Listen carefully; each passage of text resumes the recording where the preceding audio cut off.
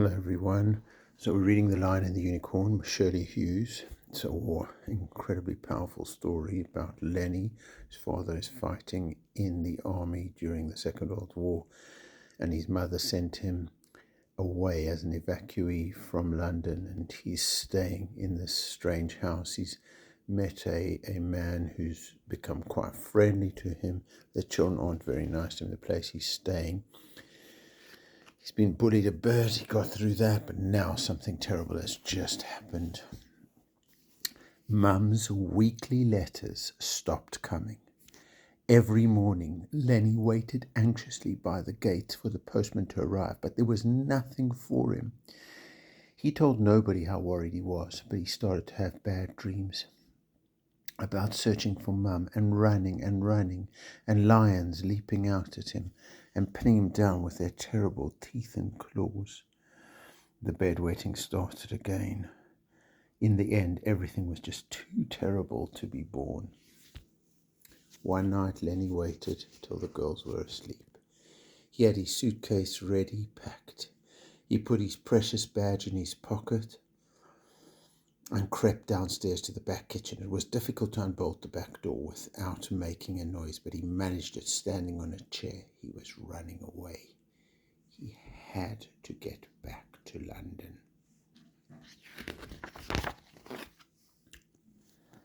He planned not to go by the main drive, which went round the front of the house, in case he was seen. Instead, he would cut through the gardens, into the orchard, through a hole in the hedge, and across the field to the road. There was a bright moon. Lenny's sharp shadow tracked him nimbly along the silent paths. In the vegetable garden, he scampered past raspberry beds and rows of staked-up runner beans, where anyone or anything could be hiding. When he reached the orchard, he broke into a run, weaving from one tree trunk to another, crouching low over his suitcase. When he reached the hedge, he stopped short.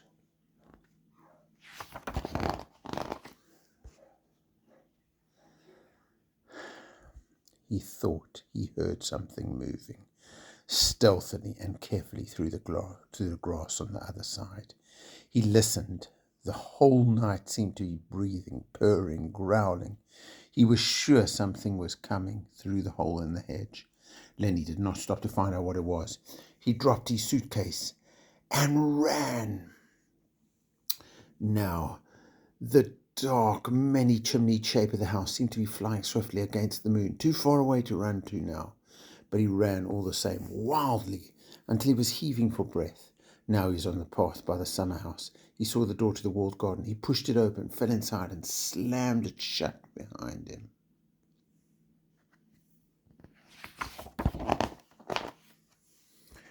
Lenny was crying now, but he felt safe. The garden was completely quiet. The rosebush was frozen in the moonlight. Underneath, in its dense shadows, something glowed softly. It moved gently. Lenny wasn't frightened. He went towards it. At that moment, he saw the unicorn.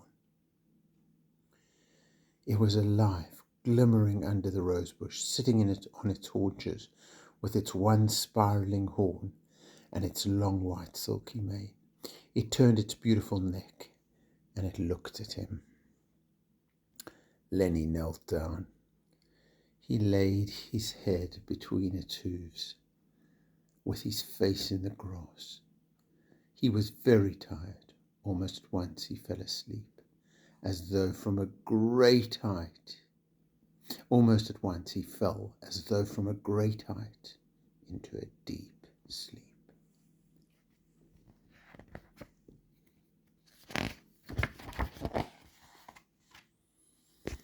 He woke with the sun hot on his neck.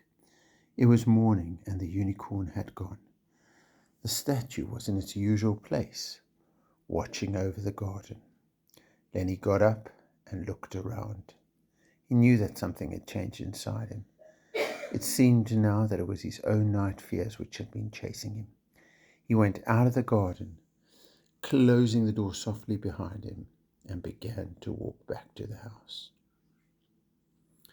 The lion and the unicorn were back inside Lenny's head and on his badge. But one important thing was real, and that was what the unicorn stood for. Different kinds of courage, Mick had said. Now, after last night, Lenny thought he really knew what that meant. Perhaps with his new unicorn courage, he would try to stick things out for a bit and see if they got better. Anyway, he didn't seem to care much what Joyce and the rest of them said or did anymore. They were only a load of mean, mangy old cats after all.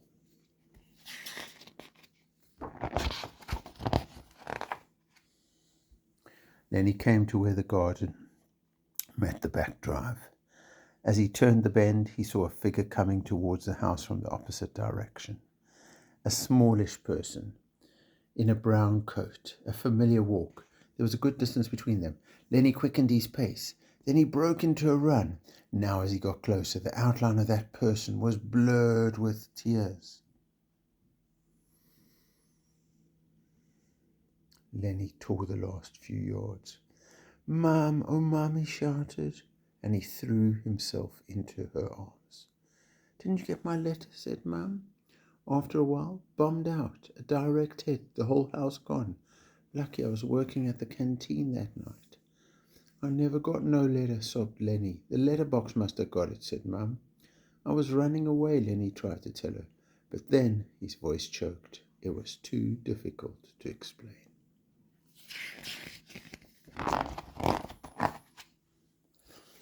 "Lucky you didn't," said Mum, "or we might have missed each other. You're a brave boy, Lenny. A proper hero you are. After you left, it seemed like even bombs would have been better than us being separated. But now I've come to take you away. We're going to your Auntie Rachel's in Wales. It's by the sea, Lenny, and guess what? Your dad's coming home on leave. We'd better go and tell them." Lenny felt in his pocket to check that his badge was safe.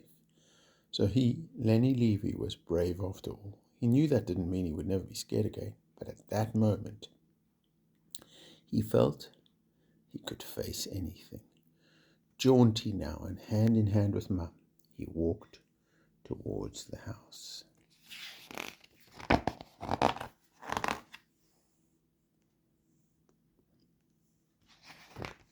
And that's the end of the story. There's Mick in the garden. There's the unicorn.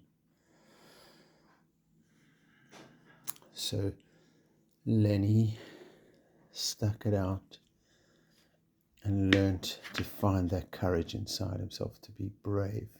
That didn't mean that he wasn't scared or won't get scared again, but he can be brave and get through anything and everything. And finally got to be with his mum again. Hope you enjoyed that story. I really enjoyed it.